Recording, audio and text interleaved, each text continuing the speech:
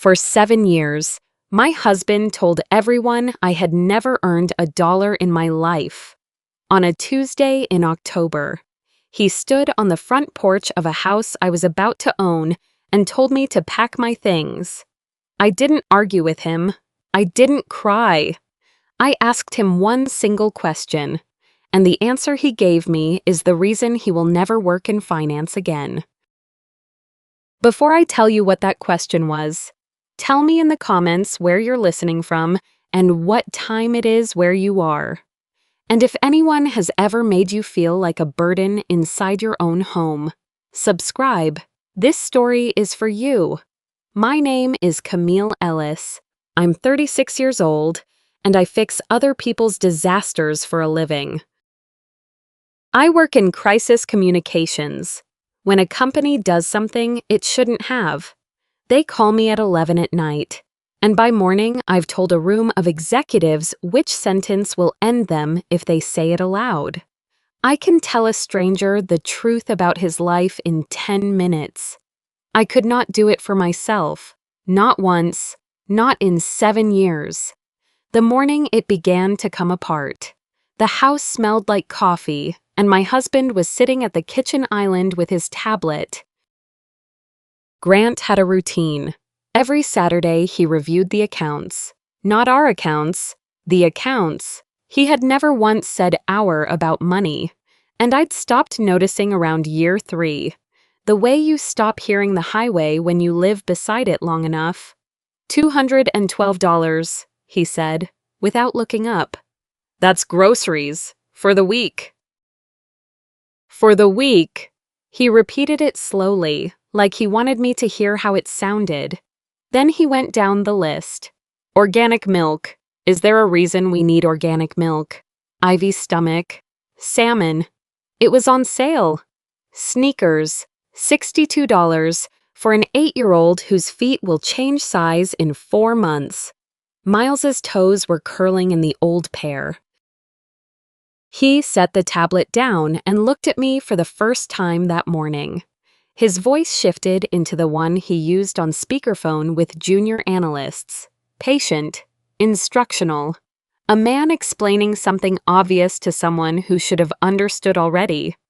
I'm not saying no, Camille.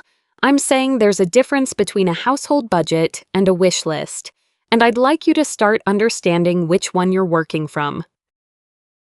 I had a client that week, a hospital system, a bad situation, a short deadline. That contract was worth more than 3 of his car payments. I opened my mouth to say so. And before you bring up your little consulting thing, he said, we've talked about the hobby money. The hobby is money. That is what he called it, and had for 4 years, in front of his brother, his colleagues, me. He said it the way you'd talk about a child's lemonade stand, with a fondness that was worse than contempt, because contempt at least takes you seriously enough to get angry. Here is the part that matters, because everything later turns on it. The house was not mine. Grant bought it in Buckhead 11 months before we married. A magnolia in the front yard, a porch, repainted twice with my own hands. Both of my children learned to walk on that floor. I chose every light fixture in it. My name was not on the deed. I asked, year 1. He said we'd handle it after the wedding. Year 2, after Miles was born. He said the refinancing paperwork was a headache and wasn't worth the fees. Year 4, he laughed and said, "Why, are you planning on leaving?" By year 6, I had stopped asking, and I told myself that was maturity. I had a household card with a limit, attached to an account whose balance I could not see. The passwords lived in Grant's head, and he liked them there, once at a dinner party. He told the whole table that bank statements were too confusing for me to follow. Everyone laughed. I laughed too.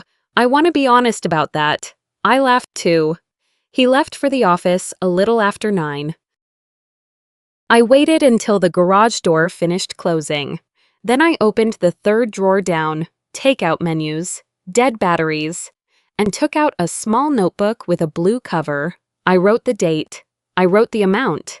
I wrote down what he had said about the sneakers, word for word, because you forget the words first and keep only the feeling, and the feeling is the part nobody believes. It was line 407. I started it in our first year of marriage, not as evidence, not as a weapon. I want to be clear about that, given what I eventually did with it. I started it because I could no longer tell. I didn't write it down to remember. I wrote it down because there were days I honestly could not tell whether I was being mistreated or whether I was simply too sensitive. And that notebook was the only thing in that house that never once told me I was imagining it. I closed the cover and sat with my hand flat on top of it, looking out at a magnolia tree in a yard that belonged to someone else. For 7 years, I had believed that if I endured it quietly enough and long enough, he would eventually look up and see me. I was wrong about that, but I was not wrong in the way you think. Every Sunday at 4 in the afternoon, I called my Uncle Amos. I was 79 and lived in Harlem, in a one-bedroom on the 4th floor of a walk-up, and in all the years I knew him, he owned 2 sweaters. The gray one had a hole in the elbow he'd mended himself, badly, with thread that didn't match. He took the subway everywhere. He clipped coupons. When my family talked about him, and they did, it was always the same tone. Don't end up like Uncle Amos. That was the lesson. My mother said it. My cousins said it at Thanksgiving. He never married, never bought a house, never made anything of himself. And the whole family used his life as a fence to keep their children inside. I called him anyway, every Sunday, for 11 years. Here is the thing I didn't understand until much later. He was the only person in my life who asked about my work first.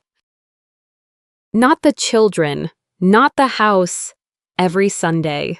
His first question was some version of the same one. What are you working on? And then he listened, actually listened, in the way that makes you realize how rarely anybody does.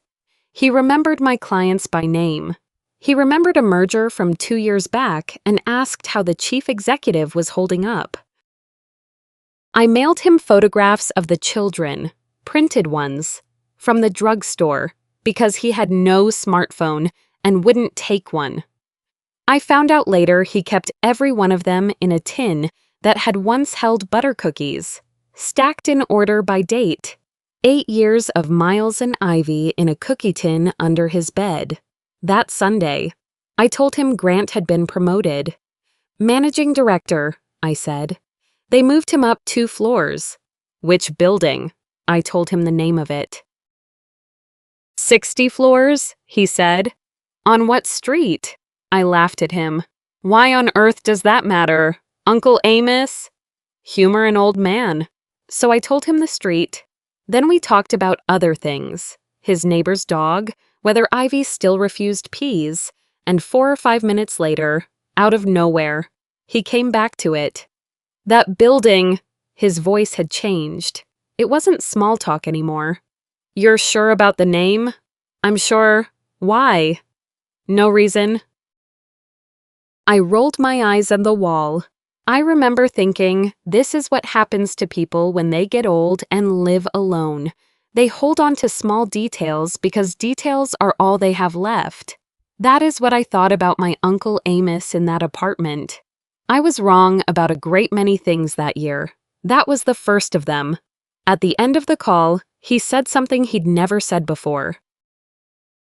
Camille, listen, people can't take what they don't know you're holding. A pause. Let them underestimate you. It's the cheapest armor anyone will ever hand you for free. I laughed. You're getting philosophical on me again. He didn't explain. He told me he loved me, and hung up. Grant was in the doorway when I set the phone down. He'd caught the last of it. You're still calling the old man? He was smiling. He almost always was. when he said things like this. "Careful. When he goes, you'll be the one stuck paying for the funeral." I said nothing. By then, saying nothing was a skill. I should tell you who I was before. 8 years ago, I was a senior manager at a communications firm downtown. I ran a team of 6. I had my name on a door, a company phone that never stopped ringing, and a director's chair waiting for me in 18 months. Then I got pregnant with Ivy, and Grant sat me down at that same kitchen island and said the kindest thing anyone had ever said to me. "I've got it. Let me carry us for a while. You rest." I need you to understand how that sounded. I cried. I actually cried, because I believed I'd married a man who wanted to give me something. It took 4 years to understand that it wasn't a gift.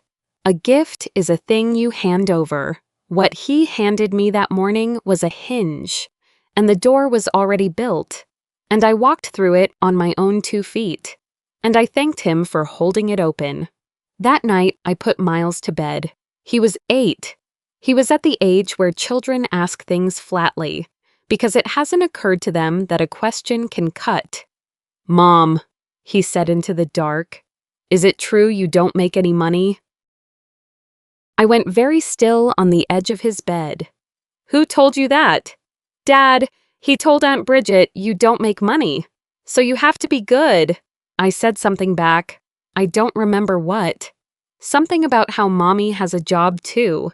He was asleep in 4 minutes, the way children are. I stayed on the edge of that bed in the dark for a long time. For 7 years, I had told myself I was staying quiet to keep my children's home intact. That night, I understood what I had actually been keeping intact. It was not a home. It was the lesson that their mother was worth nothing. The barbecue was my idea. That's the part I keep coming back to. Grant's team had closed a hard quarter, and I thought, if I make this good enough, he'll see it. 40 people. I spent the whole weekend on it. Brined the chicken. Friday night, made 3 sides from scratch, borrowed folding tables from the church, strung lights across the deck myself on a ladder while Grant watched a game inside. 6 people from his office, his mother, 2 cousins, 4 couples from our street. Nathan came at 2, Grant's older brother, the one that family never talked about, because he sold insurance and lived in a normal house and had never tried to impress anybody. He hugged me at the door and asked how the hospital contract was going. He was the only person who asked. Bridget came in behind him. I want to describe what she was wearing, because it mattered, and because she knew it mattered. It was a backyard barbecue in Georgia in July. Bridget arrived in white, a dress that cost more than my car payment, heels that sank into the grass. So she spent the whole afternoon walking on the balls of her feet like a woman crossing a river on stones. She'd been my sister-in-law for 6 years. I had never once seen her dressed for the room she was actually standing in. And she talked about money constantly. Not the way people with money do. They never mention it. Bridget announced prices, the dress, the car, their kitchen renovation. She'd tell you what a thing cost before you asked what it was. And there was a hunger underneath it. I didn't understand back then. I understood it later. Around 4, with the food out and 3 tables full. She found her moment. Camille really hit the jackpot, didn't she? Not to me. About me. Loud enough for every table. How many women get to sit at home typing for a few hours and let a husband handle the rest? Honestly, she smiled at me. She's never once had to carry her own weight. There is a particular silence that happens at a party when somebody says the quiet thing out loud. The forks stop. Everyone waits to see who fixes it. I waited too. I was holding a tray of corn. I stood there with it and looked at my husband, and I waited for him to say the one sentence that would make it a joke, or make it stop, or make it anything other than what it was. Grant laughed, and then, because a laugh wasn't enough, he added, "Hey, somebody's got to keep the receipts." His colleagues laughed. His mother laughed. Nathan looked at the ground. I did not throw the tray. People asked me afterward why I didn't, as though that would have been the strong thing. I set the tray down on the table. Carefully, I straightened the foil. Then I walked over to my husband and put my hand on his arm the way a wife does, so that anyone watching would see nothing at all. And I said it very quietly, close to his ear. "That's the last time I'll play your wife in front of other people," he said. "Don't be dramatic." I went inside. The kitchen was dark and cool and smelled like a party I had cooked. On the island was the family iPad, the one the children do homework on, signed into the same account as everything else in that house, because Grant had set it up years ago and never thought about it again. The screen lit up while I was standing there. I didn't unlock anything. I didn't guess the password. I want to be very clear about that, because of what was later said about me. The notification simply appeared on the lock screen, the way they had 1,000 times before about pizza orders and school closings. Wire transfer completed. $50,000. I stood in my own kitchen and read it 3 times. The next morning, I called the bank, not as a spy, as a spouse. I asked about the mortgage on the home my family lived in, which I had every right to ask, and a very patient woman in Charlotte walked me through it. There was a second loan against the house, taken out 4 months earlier. Grant hadn't forged anything. He hadn't needed to. His name was the only name on that deed, so his signature was the only signature the bank ever required. The $50,000 had gone into an escrow account at a title company, a deposit, in a condominium. I asked for a copy of the purchase agreement. I was entitled to it. The collateral was the roof over my children. It came by email that afternoon.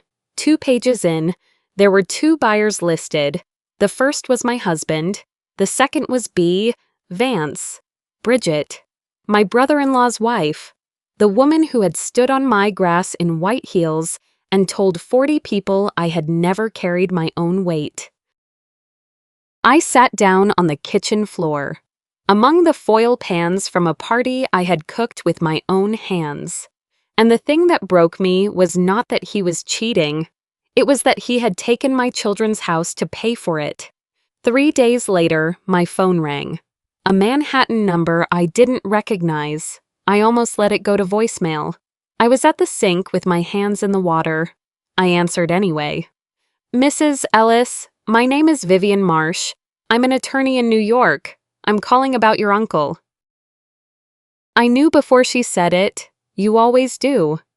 Amos passed Tuesday night, in his sleep, his heart, a pause, then something I've never forgotten. Because lawyers don't have to say things like this. "I'm sorry. He was one of the good ones." I don't remember hanging up. I remember the water running, and sitting on the floor beside the dishwasher with my hands still wet, and the sound of my breathing in an empty kitchen. Grant came home at 7. I told him. I said the words out loud. My uncle died, and watched my husband's face for the things that faces do. He said, "How much is the flight?" I looked at him. "Camille, how much?" I said I hadn't looked, maybe $400. "For a man you saw twice in 11 years, he set his keys in the bowl. "I'm not funding a funeral vacation. If you want to fly up there and sit in a room with strangers, that's your call. It doesn't come out of the household account." Sit with that number for a second. $400. 11 days earlier, he had wired $50,000 into an escrow account. The paperwork was upstairs in a folder. I could have laid it on the counter and ended the whole thing in 90 seconds. I said, "I'll pay for it myself." I went upstairs and booked the flight with money from my little consulting thing. The funeral home was on a side street in Harlem. 1 room, folding chairs, 12 people came.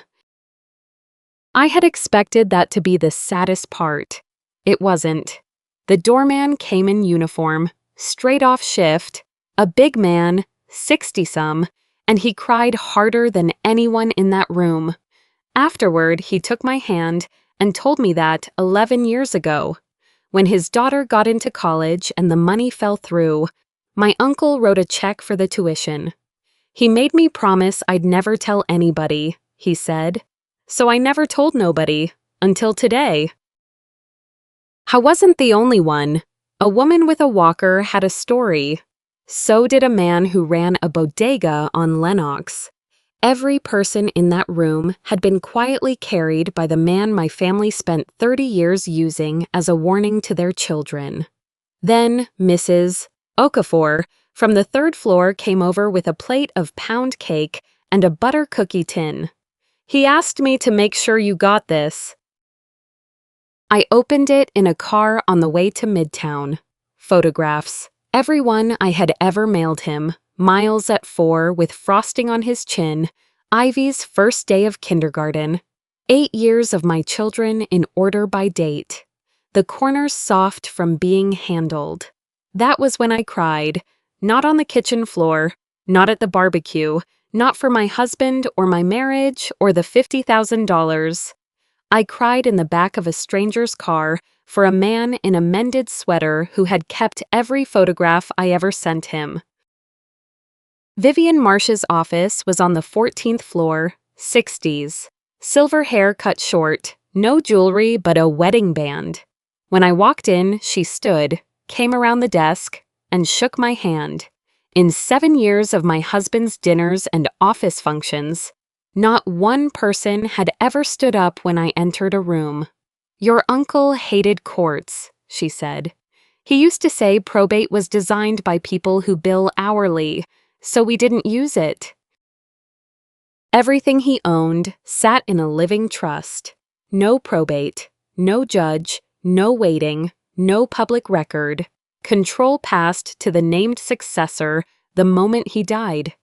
That successor was me.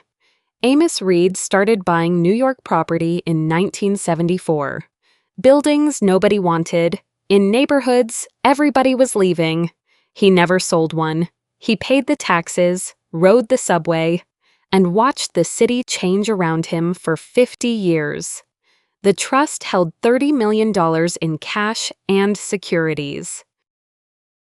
It also held an office tower in Midtown Manhattan. I laughed out loud, and Vivian waited it out the way you wait out the weather. Then she slid a page across the desk. The tenant roster. I read it politely. The way you read something you don't understand. And I stopped at floor 42. Floor 42 was the headquarters of the financial group where my husband had just been made managing director. I sat with that page and heard my uncle's voice from a Sunday 8 weeks earlier. Which building? What street? Coming back 4 minutes later with his voice changed. "You're sure about the name?" He had known. He had said nothing. He had simply, quietly, remembered. "There's one more thing," Vivian said. "Their lease expires in 4 months. They've opened renewal negotiations." Then she put down a second page. This one was not a gift. The estate tax bill, due in 9 months, in cash. I could not sell the tower to pay it. The trust forbade it. On paper, I was worth $30 million. In practice, I had a deadline and a very expensive problem. I walked out onto Park Avenue at 4 in the afternoon. Richer than my husband several times over, and the first thing I thought was not what I would buy. It was how long I could keep it hidden before I left her office. Vivian reached under the desk and lifted a wooden box. Cigar box wood, the kind of thing a man makes himself on a Saturday. the lid not quite flush. "He left instructions that I hand you this personally," she said. "Don't mail it." Inside were letters, 9 or 10, folded in half, in my uncle's slanted, careful, old-fashioned hand. Each had a strip of masking tape across the front. Open when you doubt yourself. Open when you think you have no choice. Open when you want to get even. There were others. Those are the 3 I remember, because those are the 3 I needed. I opened the second one in a coffee shop in Lexington. Camille, if you're reading this one, somebody has convinced you that you're out of options. That is almost never true. It only feels true because the person who benefits from you believing it has said it a long time. People can't take what they don't know you're holding. Let them underestimate you. It's the cheapest armor anybody will ever hand you for free.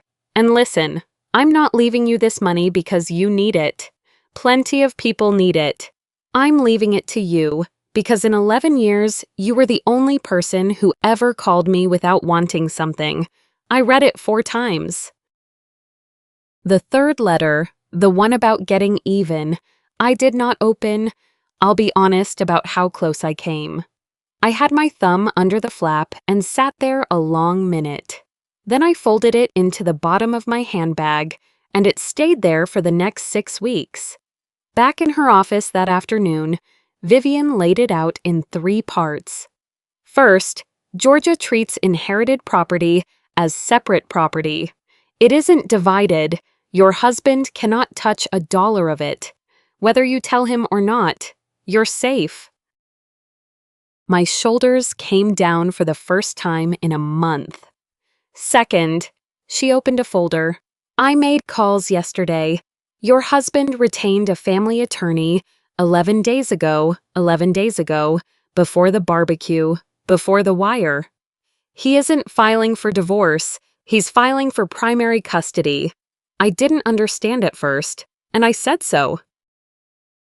The argument writes itself. Mrs. Ellis. Mother has no stable income. Mother is financially dependent. Mother has no independent residence and no assets in her name.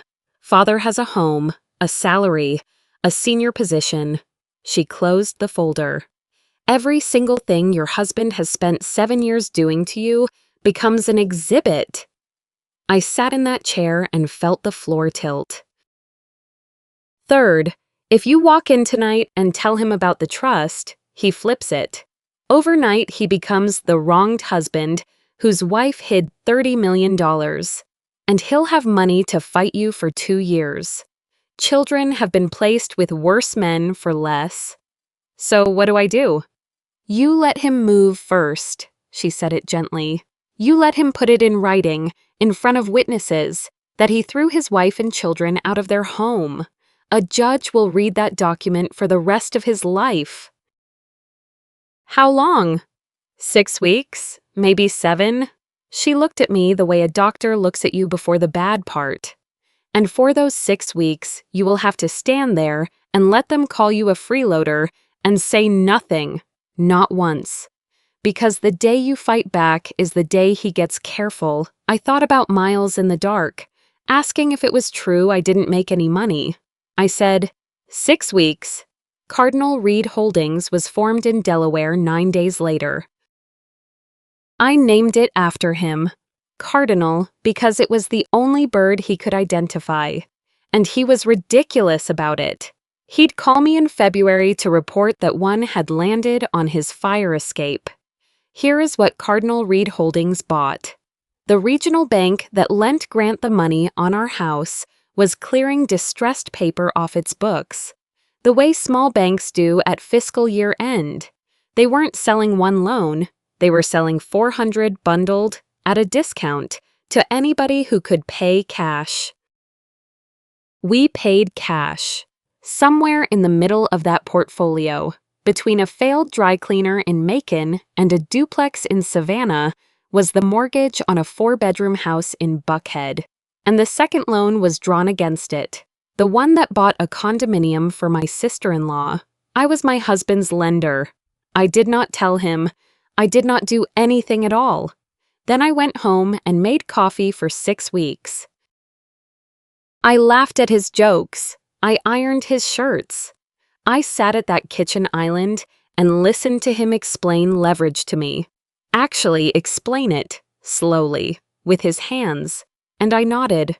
Once, halfway through, I went into the downstairs bathroom, shut the door, and stood at the sink with both hands shaking, counting backward from 10 until they stopped.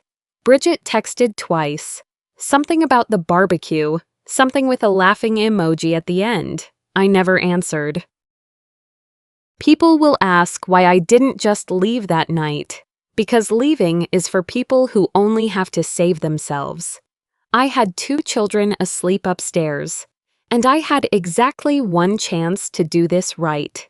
Nathan turned 44 in November, and Bridget booked the private room at a steakhouse in Buckhead.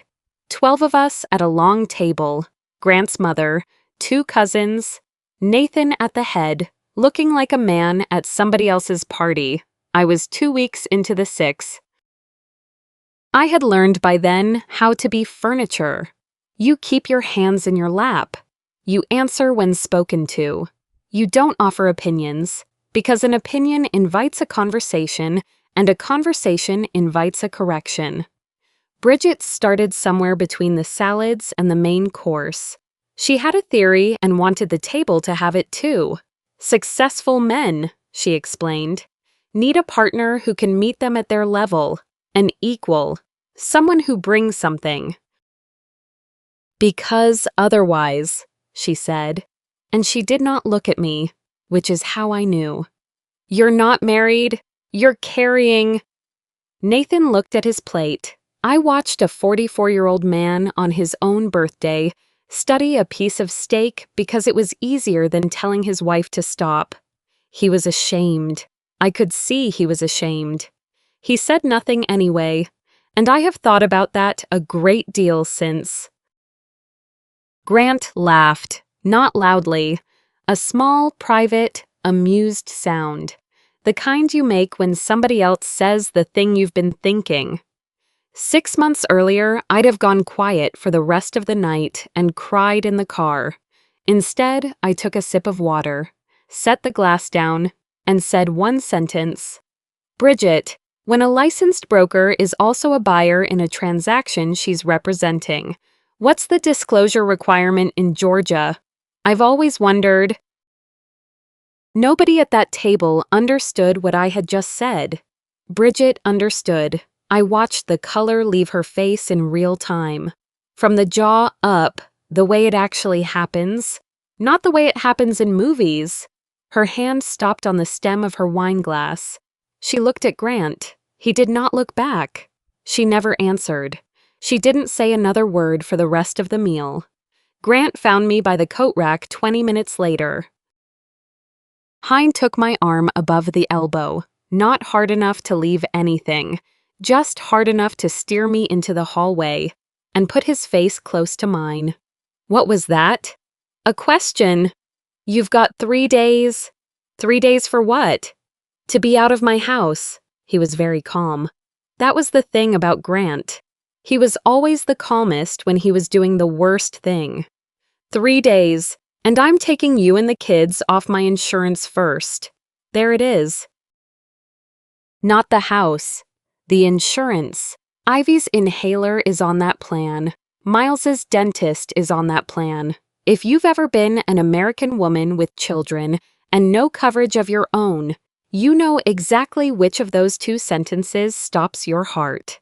I looked at my husband in that hallway and thought about 6 weeks, and heard Vivian saying the day you fight back is the day he gets careful. I said, "Fine, 3 days." He blinked. I had been braced for it. The argument, the tears, the whole familiar machine. I gave him nothing to push against. And for 1 second, I watched my husband stand there with his hands open, not knowing what to do with all that momentum. "Fine," he said. Here is what he did next. And I want to be absolutely clear that I did not do it. I did not suggest it. I did not know it was coming. Grant was afraid of the house. Not the mortgage, the division. He knew a judge could put that 4-bedroom on the marital ledger, and he did not intend to hand me half of anything.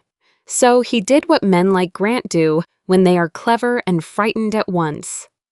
9 days later, he signed a quitclaim deed, transferring the house to Bridget's holding company, on paper, settlement of a business debt, in practice, a magic trick, make the asset vanish before anybody counts it. Every mortgage in this country contains a clause, due on sale. If the owner transfers the property without the lender's written consent, the lender may declare the entire outstanding balance immediately payable. Grant knew that clause existed. He'd have told you it never gets enforced, because banks don't want houses. Banks want payments. He was right about banks. He had forgotten to ask who owned his loan. The automated notice hit my phone at 11 at night. I was upstairs folding laundry, Ivy's shirts into the small stack and Miles's into the larger one. I read the screen. I turned the phone face down on the bed. Then I finished folding the shirt in my hands. I did nothing for 48 hours. For 7 years, that man lectured me about leverage. He never once understood that leverage is not the thing you hold. It's the thing you stand on. And that night, he reached down and pulled it out from under his own feet. I want to tell you about last night, because it's the only part of this story I'm still not certain about. Everything was in place. Vivian had the filings. The notice of default was drafted, dated for Tuesday morning. The disclosure report on Bridget's license sat in an unsent email, cursor blinking. I sat at that kitchen island on Monday night and thought about my Uncle Amos, and about a letter in my handbag. I still had not opened. At 11 o'clock, I made 2 cups of coffee and carried them to the table. Grant came down in his robe, annoyed. He had a call at 7. Sit, I said. 5 minutes, he sat, because I never asked for anything, and people are curious when the furniture speaks. I'm going to ask you one question, I said, and understand something first. I'll believe the first answer you give me, not the second one, not the correction, not the explanation, the first one. Camille, if tomorrow I had nothing, no house, no income, no savings, nothing at all, I put my hands flat on the table. Would you stay? I need you to understand what I was doing. I was not testing him. A test is something you build so somebody can fail it. I had $30 million and a foreclosure notice and a woman in Manhattan waiting on my call. And I sat in my own kitchen at 11 at night and offered my husband a door. Because if he had said yes and meant even half of it, I don't know what I would have done. I've thought about that for years. I truly don't know. Grant laughed. It wasn't cruel. That's the part people don't expect. He laughed the way you laugh at a child asking whether the sun is heavy. Then he answered honestly, which was the worst thing he could have done. That's the problem. Camille. He picked up his coffee. You already have nothing. The kitchen was very quiet. I nodded. I said, "Thank you," he said. "For what?" I didn't answer. I took both cups to the sink and washed them and dried them and put them back in the cabinet. And that was the last honest conversation of my marriage. He was in the doorway when he said the other thing. He said it low, half to himself. The way men say things at 11 at night when they think the conversation is over. My father died still thinking I was a failure. I stood at the sink with a dish towel in my hands. I could have said something vicious. I had earned it. I had it loaded. And God knows I'd waited 7 years for the chance. Instead, I said, with no edge in it at all. So you needed somebody to look down on? Every day. He didn't argue. That was the only time in 7 years Grant Whitaker had no answer for me. He stood in that doorway a second longer, then went up to bed, and the next morning the world came down on his head. I don't tell you that because it makes me look good. I tell it because he was a person. It would be so much easier if he weren't. There was one more thing I had to do first, and it was harder than all of it. I called Nathan and asked him to meet me at a coffee shop near his office. Thursday at 10, I brought a folder, purchase agreement, escrow record, wire confirmation, the quitclaim deed with his wife's company on it. I did not mail it. I did not send it with a stranger. I put it in his hands and sat there while he read it. It took 11 minutes. I watched a man read his own life coming apart, in a coffee shop, with a folk song on the speakers. He didn't shout. He didn't cry. When he finished, he squared the pages, which I have never forgotten, because squaring the pages is what you do with something you intend to keep. Then he asked me one question. How long have you known? 6 weeks? He nodded slowly. So for 6 weeks, you sat at a table with me, on my birthday, knowing all of it. Here is where I had a choice. A lesser version of me would have explained. I could have told him about the custody filing, about Vivian, about Miles asking me in the dark whether his mother made any money. All of it is true. All of it for a reason. I didn't say any of it. Yes, I said. And I used the fact that you didn't know. It was useful to me, and I let it stay that way. I'm sorry for that. Nathan looked at me. But I'll be honest with you. If I had to choose again, I would do exactly the same thing. Because I have 2 children, and I had one chance, and I took it. I held his eyes. You're allowed to never forgive me for that. He sat for a long moment with his hand flat on the folder. Then he said, I don't need to forgive you. He slid the pages back toward himself. I need a lawyer. I wrote Vivian Marsh's number on a napkin and pushed it across the table.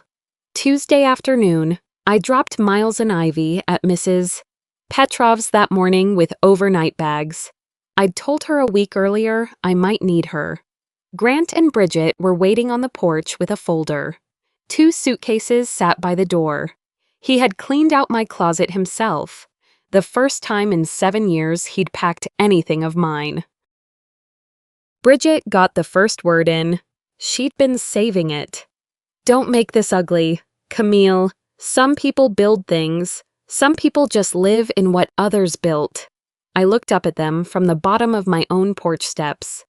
You're right, I said. That stopped her. I've never owned anything in this house. I put my keys in my pocket.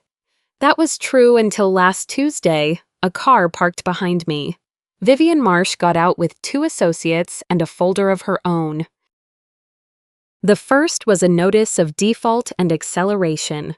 Cardinal Reed Holdings, a Delaware company, held the mortgage and the second loan drawn against it, both due in full. That morning, Grant said the word who and didn't finish it. The second explained why. Every mortgage carries a due on sale clause. 9 days earlier, he had deeded the house to his mistress's company without the lender's consent, and called his own loan. Which makes the transfer void, Vivian said pleasantly. You cannot convey clear title to property secured by a matured debt. Ms. Vance owns nothing. The third was a notice of sale, already published in the Fulton County Legal Organ. Auction on the courthouse steps, first Tuesday of the month, as the law requires. She handed it to Bridget, who took it before she understood what it was. The fourth was a complaint to the Georgia Real Estate Commission. A licensed broker acting as undisclosed buyer in her own transaction, funded by equity on a married man's home. That's your license, Vivian said. Not a fine. Grant's phone had been buzzing on the rail the whole time. 14 missed calls, a voicemail from his general counsel, and an email he opened right there because he couldn't help himself. Compliance had found a client escrow account drawn down and repaid while he waited on personal funds. Suspension without pay, deferred equity frozen, termination filed with the industry regulator. If you've never worked in finance, that last line means nothing. If you have, you know he will never be licensed again, anywhere, for the rest of his life. Nathan's car pulled in 10 minutes later. I didn't shout. He handed Bridget an envelope and told her the petition was filed Monday, the joint accounts frozen Friday. Then he said one thing to his brother, quietly. I didn't hear it. I never asked. Before he got back in his car, he looked at me and nodded once. Not gratitude, something better, level. Bridget sat down on my porch steps, the page still in her hand. You don't understand, she said. And she wasn't talking to me. I grew up in a 2-bedroom apartment with 6 people. I would rather die than go back. 6 months earlier, I'd have said something that drew blood. I do understand, I said. But you chose to climb out by stepping over 2 children. Grant will never work in his industry again. He did not get primary custody. An investigation is ongoing. I didn't attend a single hearing. I'd spent 7 years looking at that man already. Bridget lost her license in March and her marriage in April. The hardest conversation of my life wasn't on that porch. It was 3 weeks later, when Miles asked if he had to change schools. I got on the floor so we were eye to eye and told him the truth. Yes, I'm sorry. It isn't your fault, and I will be there every morning and every night. He cried. I let him. I sold the house, funded 2 college accounts, and moved my children to New York. In a hotel room in Harlem, the night before closing, I finally opened the 3rd letter. Camille, if you're reading this, you've already won. So I'll ask one thing. Don't stay in that fight a day longer than you have to. I stayed. I was right, and I stayed. And I spent 40 years in a 1-bedroom being right. Win it and walk out. Don't turn into the thing you just beat. I could have gone further. Vivian had options. I read that letter and chose not to. The Amos Fund runs out of 2 rooms above a laundromat on a 129th Street. No view. Legal help and emergency housing for women whose husbands control the money. File 001 is a small notebook with a blue cover, 407 lines. I didn't write it to remember. I wrote it so that one day somebody would believe me. Our first client sat across from me clutching her handbag, apologizing 4 times for taking my time. I knew that woman. I was that woman. At a kitchen island, in a house with somebody else's name on the deed. I slid a blank notebook across the table. People can't take what they don't know you're holding, I told her. Let them underestimate you. It's the cheapest armor anybody will ever hand you for free. Has somebody ever underestimated you and been wrong? Tell me in the comments. I read them all. And if this story reaches you, subscribe. Every week I tell the story of someone written off, and the day they stopped being written off. People love to bury what they think is worthless. They forget that what goes into the ground isn't always garbage. Sometimes it's a seed.